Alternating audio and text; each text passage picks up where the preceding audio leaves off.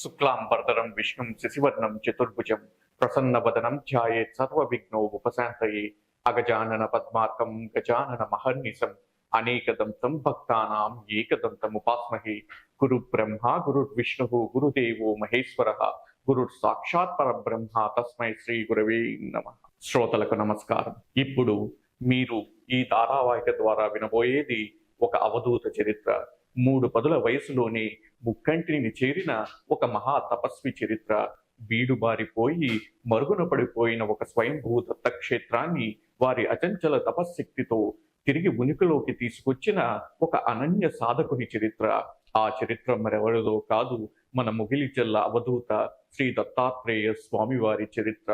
స్వామివారి నామం వింటేనే ధ్యానంతో సమానం. అలాంటిది స్వామివారి చరిత్ర వింటే అత్యున్నతమైన సాధనతో సమానం.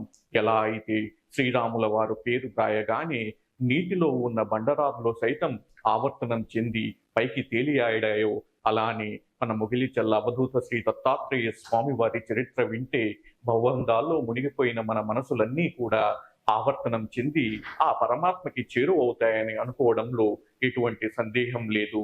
అందుకనే శ్రోతలారా, ఈ మన అవధూత చరిత్రని మనసారా వినండి, మనోనేత్రంతో దర్శించండి, ఆ పైన తరించండి.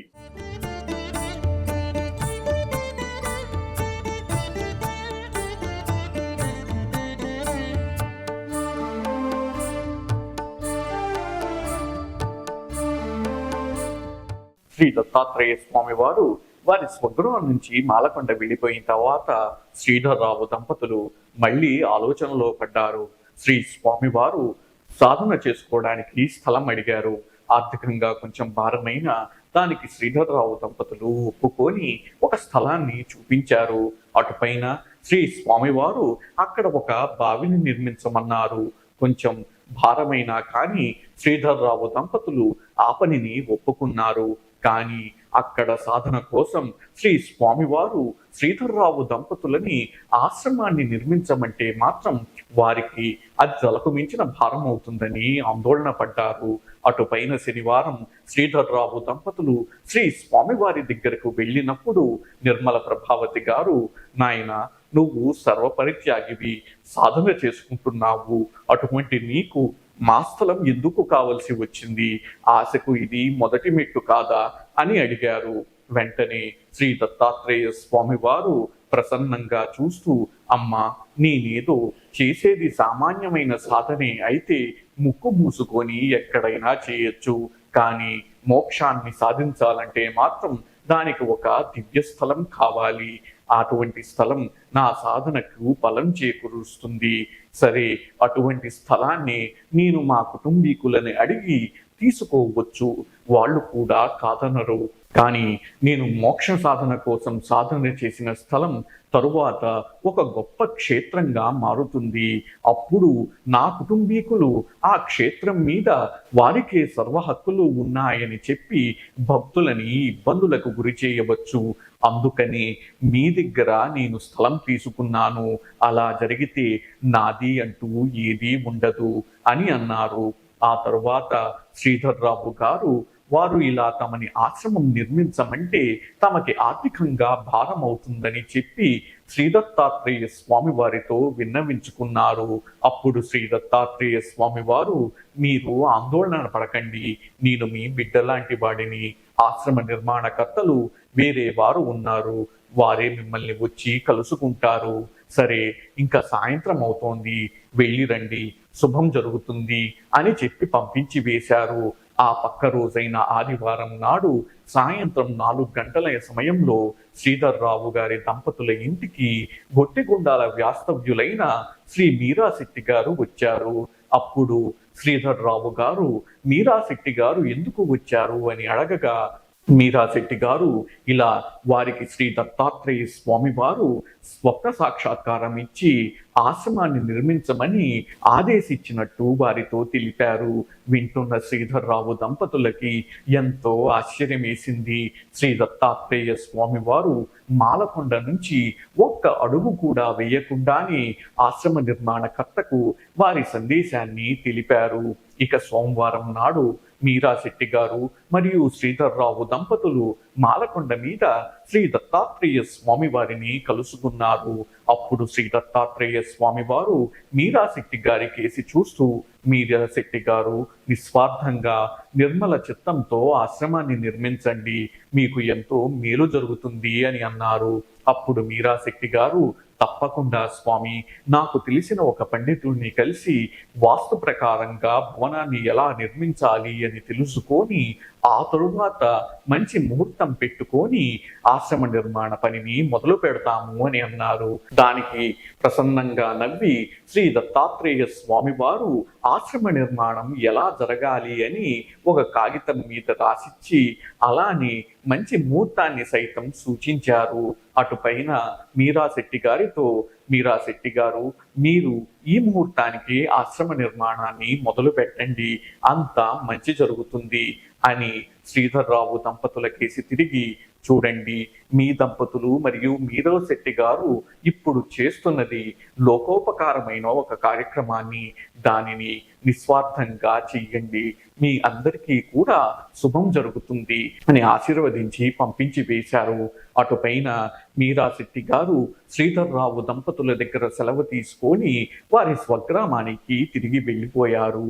ఆ పక్కన రోజే శ్రీధర్రావు దంపతులు శ్రీ దత్తాత్రేయ స్వామివారు సూచించిన స్థలం వద్దనే బావి నిర్మాణపు పనులను మొదలుపెట్టారు.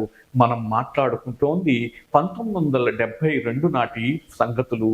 అప్పుడు ఇప్పటిలాగా బోర్ మిషన్లు ఉండేవి కాదు. కూలీలే మట్టిని తవ్వి బయటికి తీసి జలను వెలికి తీయవలసి వచ్చేది. అలానే అప్పుడు శ్రీ దత్తాత్రేయ స్వామి వారు సూచించిన స్థలం దగ్గర మట్టి కూలీలు బావి తవ్వకాన్ని ప్రారంభించారు. ఒక 30 అడుగుల లోతుకు వెళ్ళిన తర్వాత ఒక పెద్ద బండరాయి దానికి అడ్డంగా పడింది.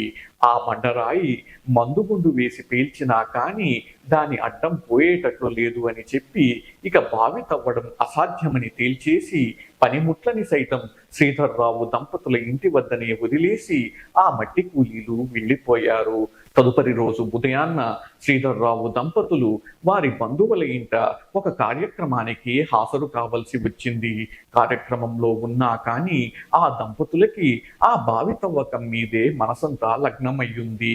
ఆ తరువాత ఆ కార్యక్రమాన్ని ముగించుకొని శ్రీధర్రావు దంపతులు రాత్రి 10:30 సమయంలో వారి ఇంటికి చేరుకున్నారు. శ్రీధర్రావు దంపతులు బస్సు దిగి కాంపౌండ్ వాల్ దగ్గర వారి గేటు తీసుకొని లోపలికి వస్తుండగా మసకగా దూరంగా మట్టి కూలీలు కూర్చొని ఉన్నారు.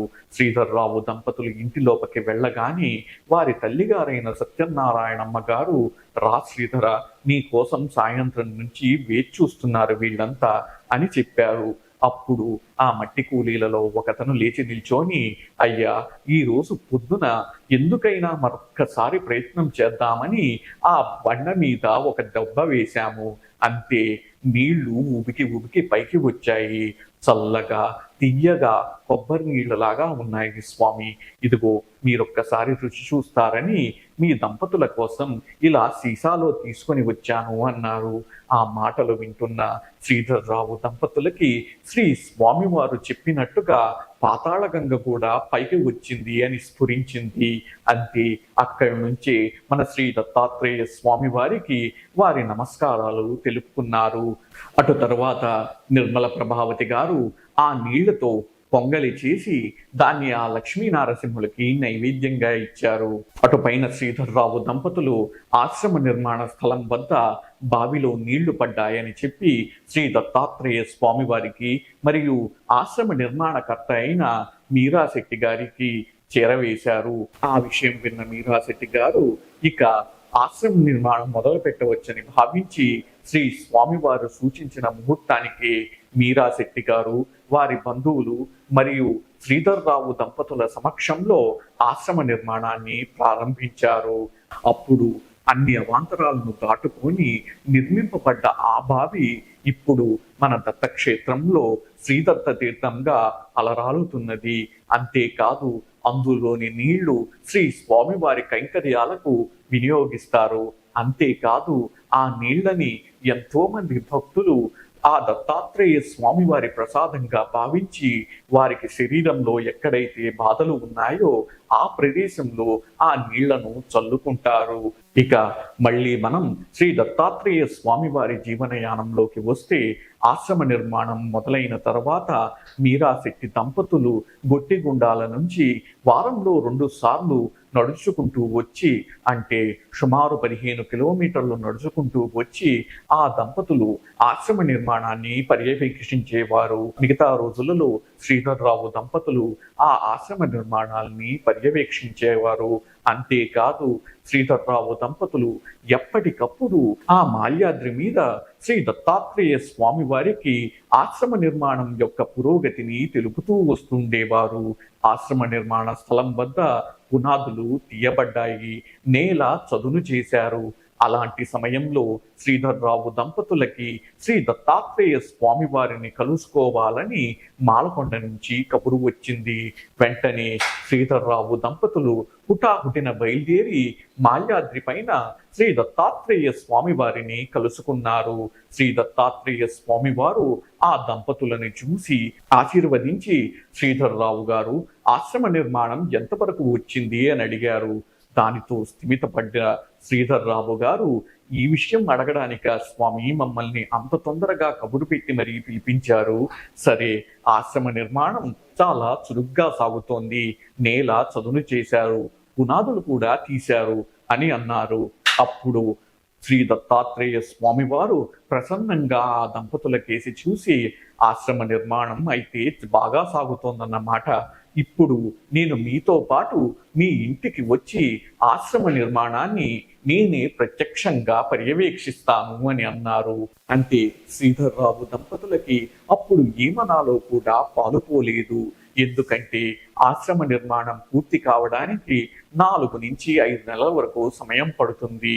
అన్ని నాళ్ళు ఇంతటి మహాయోగిని వారి ఇంటి వద్ద ఉంచుకొని అసలు భరించగలమా అని వాళ్ళ ఆందోళన. అప్పుడు శ్రీ దత్తాత్రేయ స్వామి వారు, ఏమీ కంగారు పడవాకండి, నాకు ఎటువంటి ప్రత్యేకమైన ఏర్పాట్లు అవసరం లేదు.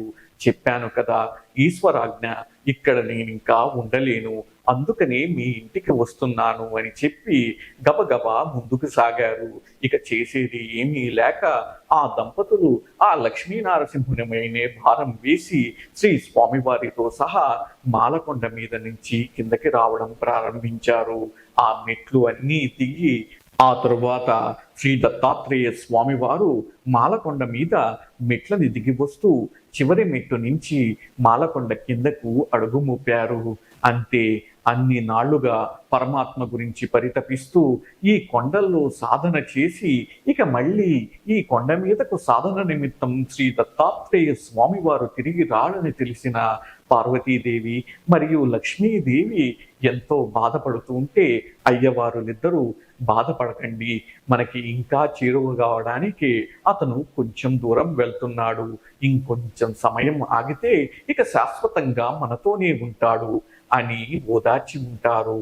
ఇక అటుపైన శ్రీ దత్తాత్రేయ స్వామి వారు శ్రీధర్రావు దంపతులు ఎడ్ల బండి కేసి నడుస్తుండగా మధ్యలో ఒక పెద్ద వృక్షం, దాని కింద ఒక అరుగు కనిపించింది. అప్పుడు శ్రీ దత్తాత్రేయ స్వామి వారు ప్రభావతి గారిని ఉద్దేశించి, అమ్మ, ఆ లక్ష్మీనారసింహుని పాదాల చెంతని నీకు తిరుమంత్రం ఉపదేశిస్తాను, పలుకు అని చెప్పి ఆ అరుగు మీద కూర్చొని సమాధి నిష్టలోకి వెళ్ళిపోయారు. అటుపైన శ్రీ దత్తాత్రేయ స్వామి వారు సాక్షాత్తు దక్షిణామూర్తి స్వరూపంలాగా తిరుమంత్రాన్ని ఉపదేశిస్తూ ఉంటే ఆ దంపతులు ఇద్దరూ కూడా దానిని తిరిగి వల్లవేస్తున్నారు. అలా ఎన్నిసార్లు చేశారో ఆ దంపతులకి అసలు లెక్కలేదు. అటుపైన సాయం సమయంలో ఎద్దుల బండి తోలి అతను వచ్చి, అయ్యా, మనం ఇంకా ఇంటికి బయలుదేరాలి, చీకటి పడుతోంది, ఇక్కడ చిరుతపులి కూడా సంచరిస్తోందట అని అన్నాడు.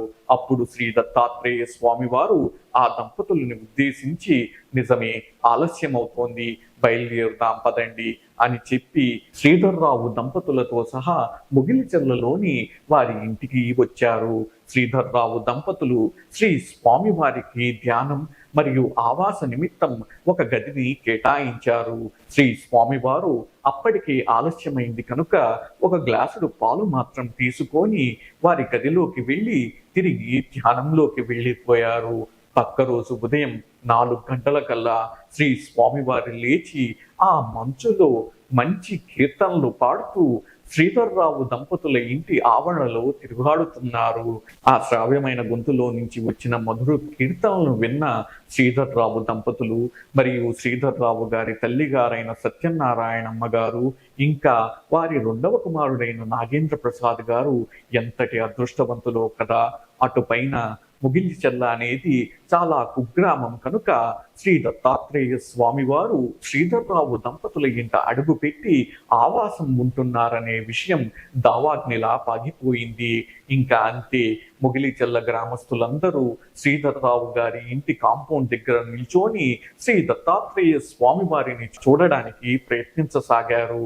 అందులో చాలా మంది గ్రామస్తులు శ్రీధర్రావు దంపతుల్ని ఉద్దేశించి ఒక దిగంబరిని ఇంట్లో పెట్టుకోవడం ఏంటి, ఎంతటి అరిష్టం, ఆ స్వామి ఏదో వీళ్ళకి లంకె బిందెలు అప్పగిస్తానని చెప్పి ఉంటాడు, అందుకనే ఆ దంపతులు వంగి వంగి వాళ్ళకి దండాలు పెడుతున్నారు అని రకరకాలుగా చర్చించుకోవడం మొదలు పెట్టారు. కానీ ఒక్క రోజులోనే పరిస్థితి మొత్తం తిరగబడిపోయింది. ఎవరైతే శ్రీ దత్తాత్రేయ స్వామి వారిని మరియు శ్రీధర్రావు దంపతులని హేళన చేశారో వాళ్లే ఆ పక్క రోజు నుంచి శ్రీ దత్తాత్రేయ స్వామి వారిలో వారికి పోతులూరి వీరబ్రహ్మేంద్రం స్వామి వారు మరియు ఈశ్వరులు కనిపిస్తున్నారని మొక్కడం మొదలుపెట్టారు. శ్రీ దత్తాత్రేయ స్వామి వారు శ్రీధర్రావు గారి దంపతుల ఇంట ఉన్న నాళ్ళు ఆ దంపతులకి ఎన్నో శాస్త్రపరమైన మరియు ఆధ్యాత్మిక పరమైన విషయాల గురించి ఎన్నో ఉపదేశాలు చేశారు. ఒకనాడైతే నిర్మల ప్రభావతి గారు దత్తాత్రేయ స్వామి వారితో, నాయన, రామనామం అన్నది ఎంతో కష్టతరమైనదంట కదా, ఆ నామాన్ని జపిస్తే లేదా రామకోటి రాస్తే ఆ మనుషులకు ఎనలేని కష్టాలు వచ్చి పడతాయంట కదా, అంతెందుకు, మా ఆడపడుచు వాళ్ళ కుమారుడు 6 ఏళ్ల వయసు, ఆమె రామకోటి రాయడం మొదలుపెట్టింది. అంతే, రామనవమి రోజే ఆ కుమారుడు మరణించారు. అంతేకాదు, నా మటుకు నాకే నేను రామకోటి రాయడం ప్రారంభించగానే అన్ని కష్టాలు ఒక్కసారిగా చుట్టుముట్టాయి, భయమేసి ఆపేశాను అని అన్నారు. అప్పుడు శ్రీ దత్తాత్రేయ స్వామి వారు గంభీరంగా మారిపోయి, రామనామం అంటే ఏమనుకుంటున్నావు తల్లి, అది అగ్ని తల్లి, అగ్ని.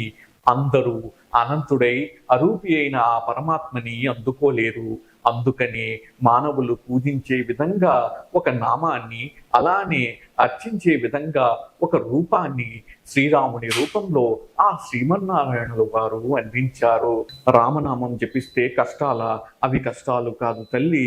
రామనామంపై నీ మనసులో ఉన్న స్థిర చిత్తాన్ని సమాధానంగా కోరే ప్రశ్నలు. ఇక మీ ఆడపడుచు వాళ్ళ కుమారుడు 6వ ఏటే మరణించాడనం ఆ తల్లికి బిడ్డకి ఎంతో శ్రేయస్కరం. అంతేకాదు, అతను రామనవమి నాడే మరణించడం వల్ల ఆ కుమారుడు ఖచ్చితంగా ఉత్తమ గతులకి చేరుకుంటాడు. కాబట్టి అనవసరపు అనుమానాలు పెట్టుకోవద్దు తల్లి. నేను ఉపదేశించిన తిరుమంత్రం 1 పూర్తి చేయి, అలానే రామనామాన్ని కూడా 1 పూర్తి చెయ్యి అని ఉపదేశించారు. మరొక రోజు నిర్మల ప్రభావతి గారు అవధూత స్వరూపం గురించి వర్ణించమంటే శ్రీ దత్తాత్రేయ స్వామి వారు ఎంతో ఆనందపడిపోయి, ఎవరైతే ఆశపాసముల నుంచి విముక్తి పొంది విషయవాసనలను వదిలించుకొని ధూళి పెట్టిన శరీరంతో ఉన్న అంతర్లీనంగా దోషరహితంగా ఉంటారో వాళ్ళని అవధూతలు అని అంటారమ్మా.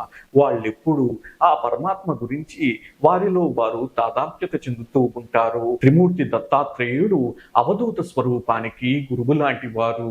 అత్రి మరియు అనసూయలకు ఉద్భవించిన త్రిమూర్తి దత్తాత్రేయ స్వామి వారి జ్ఞానానికి సూచనగా 4 వేదాలు 4 శునకాలుగా వారి ముందు నిల్చున్నాయి. అంతేకాదు, ధర్మం సైతం గోవుగా మారిపోయి వారి వెనక నిల్చుండిపోయింది. నాది కూడా అవధూత స్వరూపమే. అందుకనే నేను దిగంబరంగా ఉంటాను. దిగంబరత్వం అంటే నేను నిర్మోహత్వాన్ని జయించాను అని జనులకు చాటడం కాదు తల్లి. ఈ శరీరమే ఒక దేవాలయమని, దాని మీద ఉన్న మాయ అనే బట్టని తొలగించుకోవాలని అందరికీ బోధ చేస్తున్నట్టు తల్లి, నన్ను కూడా మీరందరూ కూడా శ్రీ దత్తాత్రేయ స్వామి వారిగానే పిలవండి అని బోధన చేశారు. ఇంకా మరొక రోజైతే ఊర్ధ్వలోకాలు అధోలోకాల గురించి బోధ చేశారు. శ్రీ దత్తాత్రేయ స్వామి వారు శ్రీధర్రావు దంపతుల ఇంట ఉన్న నాళ్ళు ఎంతో మామూలుగా సాదా సీదాగా అక్కడ చిన్నపిల్లలైన శ్రీ పవని నాగేంద్ర ప్రసాద్ గారితో మరియు వారి అన్నయ్య చెల్లెలతో కూడా ఎంతో హాయిగా గడిపేవారు. తాను ఒక మహాయోగినని, తన దగ్గరికి ఎవ్వరూ రాకూడదు అనే గర్వాన్ని ఇసుమంతైనా ప్రదర్శించేవారు కాదు. అసలు శ్రీ దత్తాత్రేయ స్వామి వారి సాధనా పటిమ ఎంత తీవ్రంగా ఉండేది అంటే, కొన్ని రోజుల పాటు శ్రీధర్రావు దంపతులు వారికి కేటాయించిన గదిలో అలా ధ్యానంలో ఉండిపోయేవారు. శ్రీ స్వామివారు తీవ్ర ధ్యానంలో ఉన్నప్పుడు ఆ గది పైన ఒక నీలివర్ణపు వలయం ఏర్పడేది. ఎక్కడి నుంచి వచ్చేవో కానీ కొన్ని వందలాదిగా రామచిలుకలు వచ్చి అక్కడ ఉండేవి. ఒక పెద్ద సర్పం తిరగాడుతూ ఉండేది. శ్రీ స్వామివారు ధ్యానం నుంచి బయటకు వచ్చిన తర్వాత శ్రీధర్రావు దంపతులు ఈ విశేషాల గురించి వర్ణిస్తున్నప్పుడు శ్రీ దత్తాత్రేయ స్వామి వారు, అది దివ్య సర్పం, నేను మాలకొండలో ఉన్న సమయంలో కూడా అది అక్కడ తిరుగాడుతూ ఉండేది. దయచేసి దానికి మీరు ఏ హాని తలపెట్టవద్దు, మిమ్మల్ని కూడా అది ఏమీ చెయ్యదు అని చెప్పారు. ఇక శ్రీ దత్తాత్రేయ స్వామి వారు తీవ్రమైన ధ్యానంలో ఉన్న సమయంలో సత్యనారాయణమ్మ గారు శ్రీధర్రావు దంపతులతో శ్రీ స్వామివారు ధ్యానం చేసుకుంటుండగా చూడాలనే కోరికను వెలిబుచ్చారు.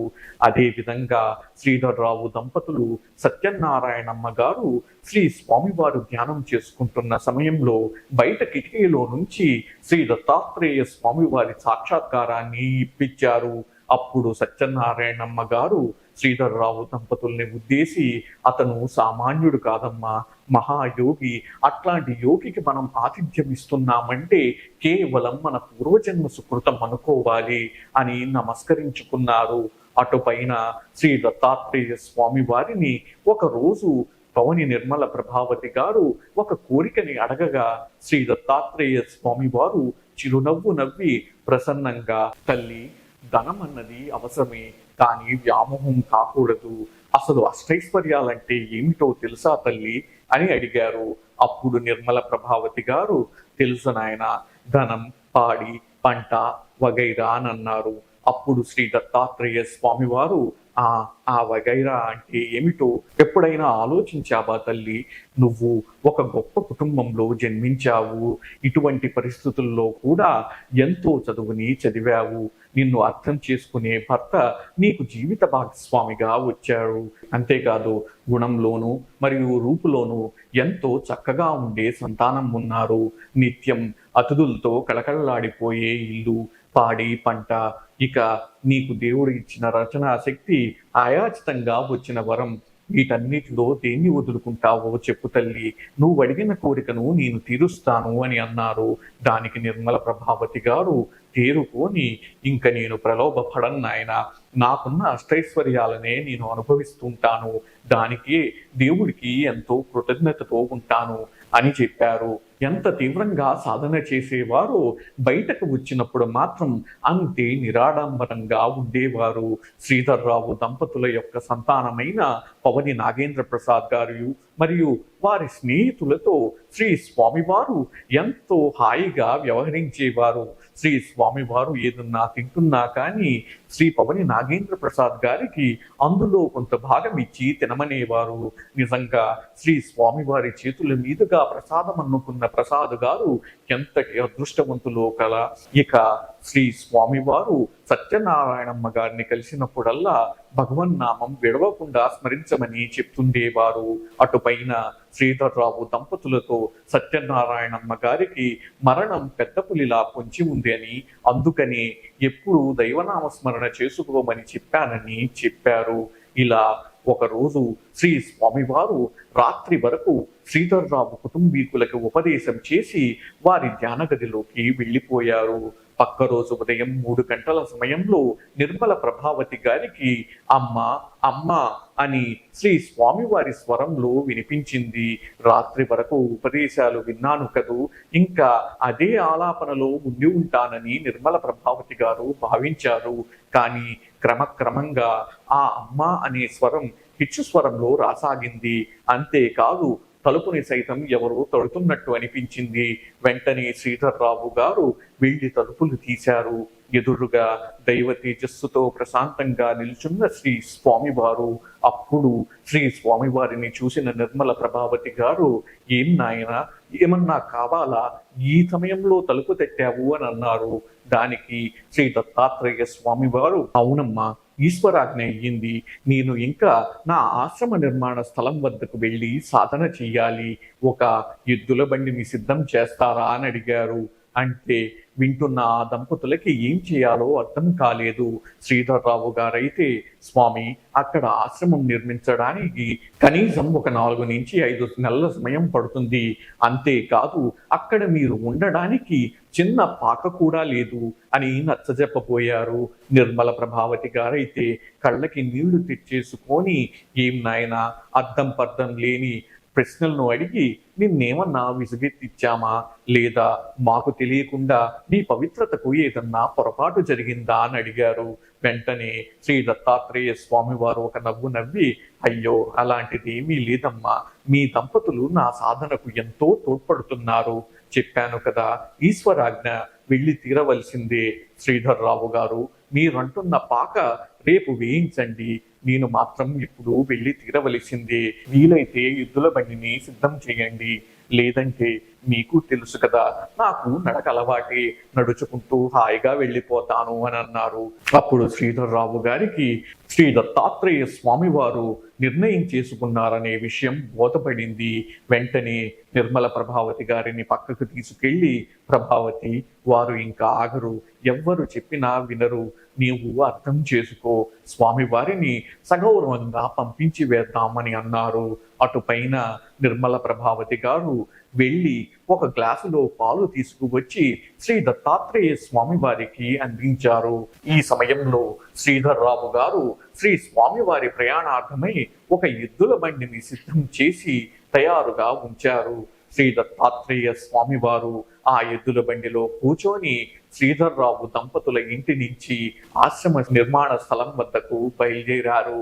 అలా శ్రీ స్వామివారు ఎద్దుల బండిలో తరలి వెళ్ళిపోవడం చూస్తున్న ఆ కుటుంబీకులకి అప్పుడు ఎంతో బాధ కలిగింది.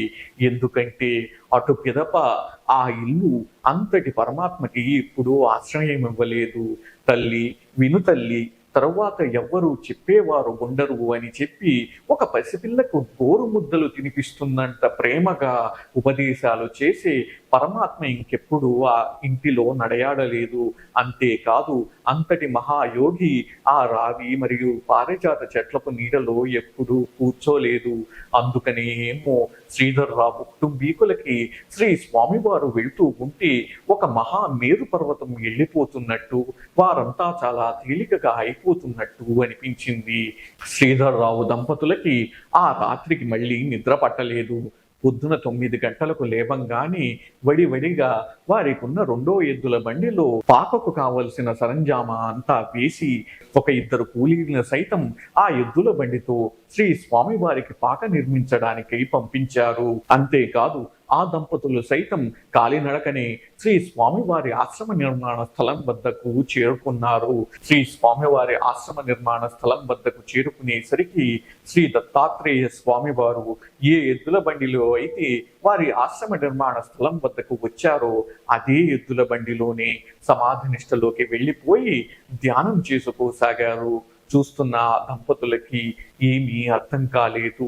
అతనికి ఇంత స్థిరచిత్తమా, ఇంత ఏకాగ్రత, చుట్టూరు ఉన్న పరిస్థితులు వారికి అనుకూలించకపోయినా పరమాత్మ దగ్గరికి అంత సులువుగా వెళ్ళగలిరా అని ఆశ్చర్యపోయారు. అటుపైన శ్రీ స్వామివారు ధ్యానంలో నుంచి బయటికి వచ్చి ఎదురుగా ఉన్న ఈ దంపతుల్ని చూసి, మీరెందుకు ఈ సమయంలో వచ్చారు అని అడిగారు. దానికి ఆ దంపతులు, నువ్వు ఈ శీతాకాలంలో ఎలా ఉంటున్నావో అని చూడడానికి వచ్చాం నాయనా అన్నారు. అప్పుడు దత్తాత్రేయ స్వామివారు ఈచలి నన్నేం చేస్తుంది, శీతోష్ణ స్థితుల్ని నిగ్రహించగలగడం కూడా సాధనలో ఒక ముఖ్య భాగం. లేకపోతే ప్రతి దానికి స్పందిస్తూ పోతే ఇక సాధన ఏం సాగుతుంది అని అన్నారు. అటుపైన శ్రీ దత్తాత్రేయ స్వామి వారు శ్రీధర్రావు గారి కేసి చూసి, మీకిక్కడ ఆ త్రిమూర్తి దత్తాత్రేయుని పదముద్రలు సాక్షాత్కారం అయి ఉండాలి కదా అని అన్నారు. వెంటనే శ్రీధర్రావు గారికి ఏమీ పాలుపోక, లేదు స్వామి, అలాంటివేమీ మేము ఇక్కడ చూడలేదే అని అన్నారు. వెంటనే శ్రీ దత్తాత్రేయ స్వామి వారు, లేదు లేదు, మీరు చూశారు, ఒకసారి జ్ఞప్తికి తెచ్చుకోండి అని అన్నారు. అప్పుడు శ్రీధర్రావు గారికి స్ఫురించింది, ఆ స్వామి, ఒక పాదముద్రలో ఉన్న శిలాఫలకం అయితే మన్నేటి నది ఒడ్డున ఉంది. దానిని మా పూర్వీకులు సత్యనారాయణ స్వామి వారి పాదాలని చెప్పారు. మేము కూడా అలానే వాటిని వ్యవహరిస్తున్నాము అని అన్నారు. శ్రీ దత్తాత్రేయ స్వామి వారు అప్పుడు శ్రీధర్రావు గారితో, అయితే పదండి, వెళ్ళి వాటిని ఒక్కసారి చూద్దాము అని అన్నారు. శ్రీధర్రావు దంపతులు శ్రీ దత్తాత్రేయ స్వామి వారు మన్నేటి నది ఒడ్డున చేరుకొని అక్కడ ప్రతిష్ఠింపబడిన శిలాఫలకం మీద పాదముద్రలను చూశారు. అంతే, శ్రీ దత్తాత్రేయ స్వామి వారి మొహం దివ్య తేజస్సుతో వెలిగిపోయింది. వారు ఆ పాదముద్రల్ని వారి చేతితో అలా తడిమి ఆ చేతిని వారి తల మీద మరియు వారి హృదయస్థానం దగ్గర అలా నిమురుకున్నారు. అటుపైన వాటికి సాష్టాంగ నమస్కారం చేసి ఒక 15 నిమిషాల పాటు ధ్యానం చేశారు. అప్పుడు శ్రీధర్రావు దంపతులకి అర్థమైంది, అవి ఏదో సామాన్యమైన పాదముద్రలు కాదు, ఎంతో మహత్తు కలవు అన్న విషయం వారికి అవగతమయ్యింది. అటుపైన శ్రీ దత్తాత్రేయ స్వామి వారు వారి ధ్యానంలో నుంచి బయటకు వచ్చి, ఇవేంటో తెలుసా, సాక్షాత్తు ఆ త్రిమూర్తి దత్తాత్రేయుని పాదముద్రలు, ఇవి ఇక్కడ కాక కేవలం పశ్చిమ భారతదేశంలో ఒక ఎత్తైన ప్రదేశంలో మాత్రమే దొరుకుతాయి. చెప్పాను కదా, ఇది ఒకప్పటి స్వయంభూ దత్తక్షేత్రం మరుగున పడిపోయింది అని శ్రీధర్రావు గారి వంక కేసి చూసి, శ్రీధర్రావు గారు, వీటిని నాతో పాటి ఆశ్రమ నిర్మాణ స్థలం వద్ద ఉంచండి అని చెప్పారు. శ్రీధర్రావు గారు వెంటనే ఒక ఎద్దుల బండి ద్వారా ఆ పాదముద్రలను శ్రీ దత్తాత్రేయ స్వామి వారి దగ్గరకు చేర్చారు. అవి చేరుకున్న తర్వాత శ్రీ దత్తాత్రేయ స్వామి వారు ఆ స్థలం వంక కేసి చూసి, ఇప్పుడు ఈ స్థలానికి ఒక నిండుతనం వచ్చింది, ఇక నా సాధన నిర్విరామంగా సాగిపోతుంది అని ఆనందాన్ని వ్యక్తం చేశారు. అటుపైన శ్రీధర్రావు దంపతులు శ్రీ స్వామివారి దగ్గర సెలవు తీసుకొని ఇంటికి వెళ్ళిన తరువాత ఇక శ్రీ దత్తాత్రేయ స్వామి వారికి ఆహారం అందజేయడం గురించి చర్చించారు. అప్పుడు ప్రతిరోజు శ్రీ స్వామివారికి ఆహారం అందించే బాధ్యత ప్రస్తుత క్షేత్ర వ్యవస్థాపక ధర్మకర్త మరియు శ్రీధర్రావు దంపతుల రెండవ బిడ్డ అయిన పవని నాగేంద్ర ప్రసాద్ గారికి అప్పచెప్పారు. ఆ రోజు నుంచి శ్రీ పవని నాగేంద్ర ప్రసాద్ గారే శ్రీ దత్తాత్రేయ స్వామి వారికి ఆహారాన్ని అందించేవారు. అతడి ఎంతటి భాగ్యమో కదా. ఇక శ్రీ స్వామివారి సాధన ఆ రోజు నుంచి నిర్విరామంగా కొనసాగడం ప్రారంభించింది. శ్రీ స్వామివారు దగ్గర ఉండి వారి ఆశ్రమ నిర్మాణాన్ని పర్యవేక్షించుకునేవారు. వారితో పాటు మీరాశెట్టి దంపతులు కూడా వారానికి 2 సార్లు వచ్చి ఆశ్రమ నిర్మాణాన్ని పర్యవేక్షించేవారు. ఇక శ్రీధర్రావు దంపతులైతే కుదిరినప్పుడల్లా శ్రీ దత్తాత్రేయ స్వామి వారి వద్దకు వచ్చి వారి బాగోగుల గురించి వాకబు చేసేవారు. అప్పుడు శ్రీ దత్తాత్రేయ స్వామి వారు, నా గురించి మీరు ఆందోళన చెందొద్దు, మీరు నన్ను నిజంగా బిడ్డలాగానే చూసుకుంటున్నారు, నా సాధన ఇక్కడ ఎటువంటి ఆటంకీ లేకుండా జరిగిపోతూ ఉంది అన్నారు.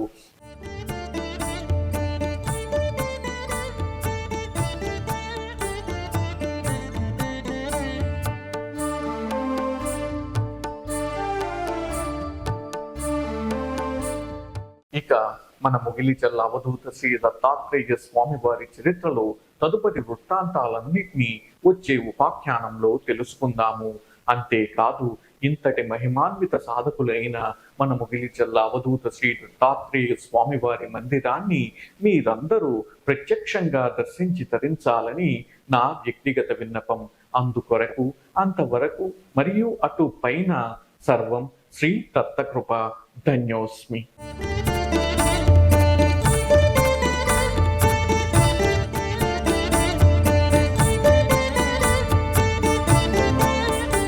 కొన్ని వందల సంవత్సరాలుగా మరుగున పడిపోయి ఉన్న ఒక స్వయంభూ దత్తక్షేత్రం మళ్ళీ మన ముగిలి జిల్లా అవధూత శ్రీ దత్తాత్రేయ స్వామి వారి అచంచల తపశ్శక్తి కారణంగా ఒక గొప్ప దత్తక్షేత్రంగా రూపాంతరం చెందుతోంది. కేవలం భారతదేశం నుంచే కాక వివిధ దేశాల నుంచి దత్త భక్తులు ఇక్కడ మన శ్రీ దత్తాత్రేయ స్వామి వారి ఆశీస్సులు పొందడానికని దీనిని దర్శిస్తూ ఉంటారు. వాళ్ళందరికీ కూడా మౌలిక సదుపాయాలు ఏర్పాటు చేయడానికి మరియు నిత్య అన్నప్రసాదం వితరణ చేయడానికి దాతల సహకారం కూడా అందుతోంది. కానీ క్షేత్రస్థాయి పెరుగుతోంది, మరింత మంది భక్తులు వస్తున్నారు, ఉత్సవాలని పెద్ద స్థాయిలో జరుపుతున్నారు. కాబట్టి వాటన్నిటికీ కూడా మీ సహాయ సహకారాలు మాకు ఎంతో ఆలంబనగా నిలుస్తున్నాయి. ఎవరైనా ఈ దత్తక్షేత్రం యొక్క అభివృద్ధిలో ప్రత్యక్షంగా కానీ పరోక్షంగా కానీ వారి సహకారాన్ని అందించదలిస్తే 9908973699 నెంబర్కు లేదా 9908973699 నెంబర్ను సంప్రదించగలరు.